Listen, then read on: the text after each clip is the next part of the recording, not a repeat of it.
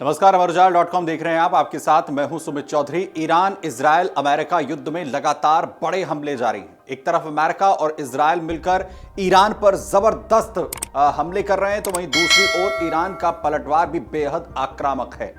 Missiles और drone से किए गए जवाबी हमलों ने इजराइल के कई बड़े शहरों को हिलाकर रख दिया है। इन हमलों का असर सिर्फ सैन्य मोर्चे तक सीमित नहीं रहा है, बल्कि आर्थिक और बुनियादी ढांचे पर भी ईरान की तरफ से बड़ी चोट की गई है। इजराइल को बड़ा झटका दिया है। कई इलाकों में इमारतें पूरी तरीके से क्षतिग्रस्त हो चुकी हैं और साथ ही वहां पर व्यापारिक जो रफ्तार है, उद्योग धंधों की जो रफ्तार है, उस पर भी ब्रेक लग चुका है। इजराइल और ईरान के बीच जारी टकराव को अब लगभग 6 दिन हो चुके हैं और हालात हर दिन ज्यादा गंभीर हो रहे हैं।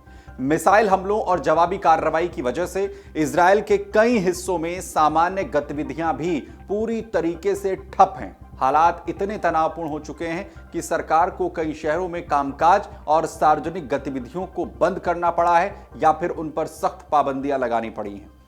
इसी बीच इजराइल के वित्त मंत्रालय ने एक गंभीर चेतावनी जारी की है। मंत्रालय की तरफ से कहा गया है कि अगर देश भर में आर्थिक गतिविधियों पर इसी तरह से रोक लगी रही, पाबंदियां जारी रहती हैं, तो इजराइल की अर्थव्यवस्था को हर हफ्ते करीब $3 बिलियन यानी लगभग 27,000 करोड़ रुपए का नुकसान हो सकता है। वहीं साथ ही साथ यह भी साफ कहा गया है कि लंबे वक्त तक अगर कामकाज इसी तरीके से बंद रहा तो अर्थव्यवस्था पर इसका बहुत बड़ा असर पड़ सकता है।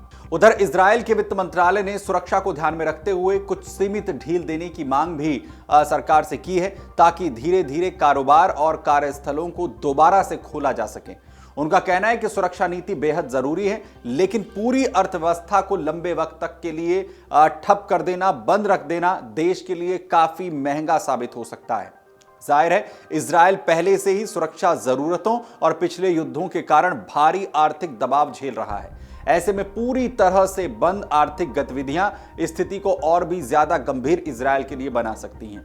दरअसल हालिया हमलों की अगर बात करें तो इजराइल में स्कूल, कॉलेज, दफ्तर और कई तरह की जो व्यवसायिक कमर्शियल गतिविधियां हैं, उन पर अस्थायी रूप से रोक लगाई गई है। लोगों को घरों से ही काम करने की सलाह दी गई है।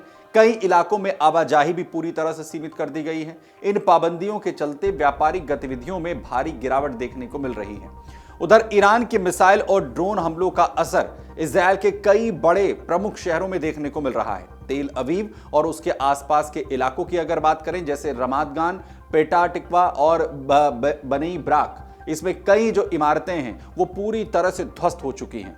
रिपोर्ट्स के मुताबिक कम से कम 40 इमारतों को काफी नुकसान पहुंचा है।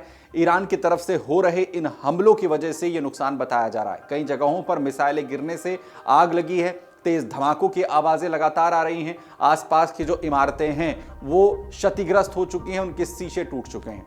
इतना ही नहीं, इजराइल के बेत शेमेश इलाके में एक बैलिस्टिक मिसाइल हमले में कई लोगों की जान जाने की भी खबर है, जबकि कई लोग घायल बताए जा रहे हैं। वहीं उत्तरी इजराइल के हाइफा क्षेत्र में स्थित एक बड़ी ऑयल रिफाइनरी को भी खासा नुकसान बताया गया है, जिससे औद्योगिक जो गतिविधियां हैं उन पर बड़े असर की बात कही जा रही है। इसके अलावा दक्षिण इजराइल के बेशेरबा इलाके में भी मिसाइल हमलों से कई इमारतें ढह गई हैं।